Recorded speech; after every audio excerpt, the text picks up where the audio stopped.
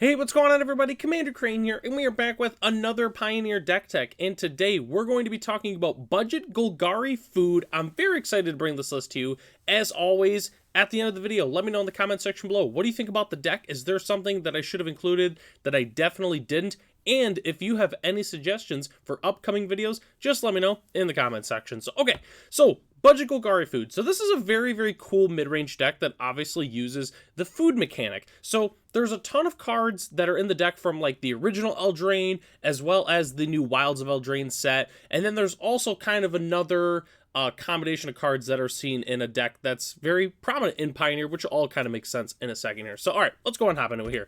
So these are some of our early plays that we are playing in the deck. So we're playing 4 Gilded Goose and 4 Candy Trail as some of our 1-drops here, which obviously, you know, Gilded Goose is a mana dork that makes food, and then Candy Trail is a food itself, and we can sacrifice it and get some value from it. So, which Candy Trail will make a little bit more sense here in a second, but the card is definitely very, very strong.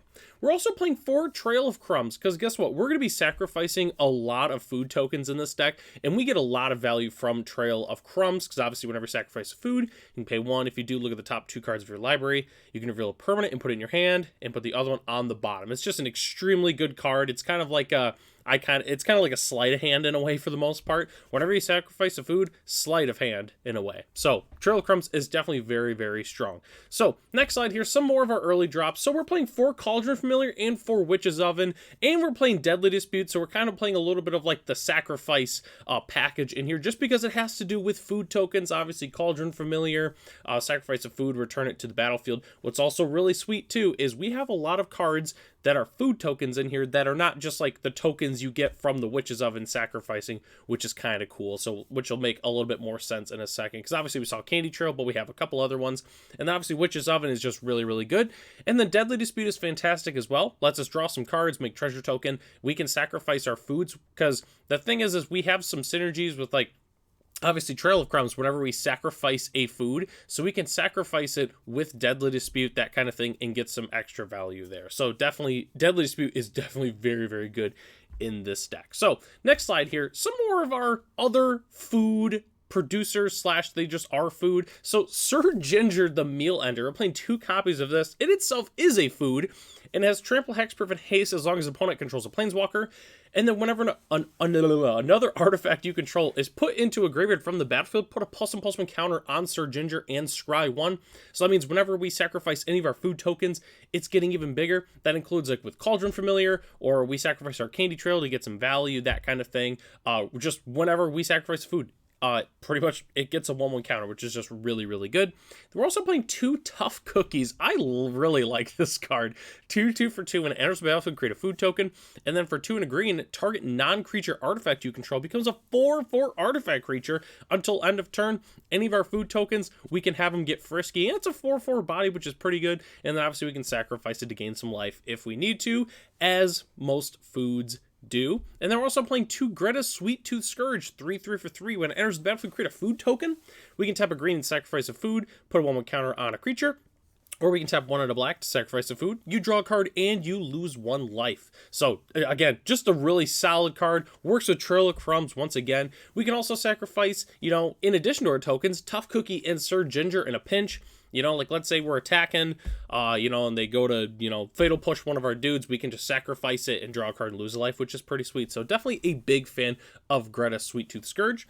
And then our last slide here, we were playing 4 Wicked Wolf and 4 Fatal Push as our main removal, I guess, spells, because Wicked Wolf, obviously, when it enters, it fights up to 1 target creature. And then we can sacrifice food, put a 1/1 counter on it, and it gains Indestructible, which is pretty sweet. Definitely a big fan of Wicked Wolf. This card was really, really good when it was in Standard. And in this deck, it's still very, very good. Fatal Push, again, just a really good removal spell. Works really well in our deck just because of all the food tokens. We are very easily able to trigger Revolt with this deck. Pretty much almost every turn we'll be able to do it for the most part. So definitely a big fan of Fatal Push in a deck like this. So that's our entire main board, but we still have to talk about our lands, our sideboard, as well as some budget options, which our lands are really simple. We're not playing too many different lands. We're playing 4 Restless Cottage and 4 Llanowar Waste as our budget dual lands. Restless Cottage is really, really good just because obviously it, in addition to being a really good body, it makes a food token, which is perfect for the deck. So that's why we had to play Restless Cottage. Llanowar Waste is just a really fantastic budget untapped dual land. And then rounding out our lands, we're playing 8 forests and 6 swamps. Obviously, since we have all these cool Eldraine cards, we had to play the Wilds of Eldraine alternate art basics. I mean, why? We had to. We obviously had to do that. These lands are definitely very, very cool. Might even pick some of these up myself, actually. So that's our entire main board, but we still got to talk about our sideboard real quick. So sideboarding is really simple. We're going to want some discard spells. Cards like Duress, and Go for the, not Go for the Throat. Well, yes, Go for the Throat is really good, but Go Blank is personally what I would recommend in a deck like this.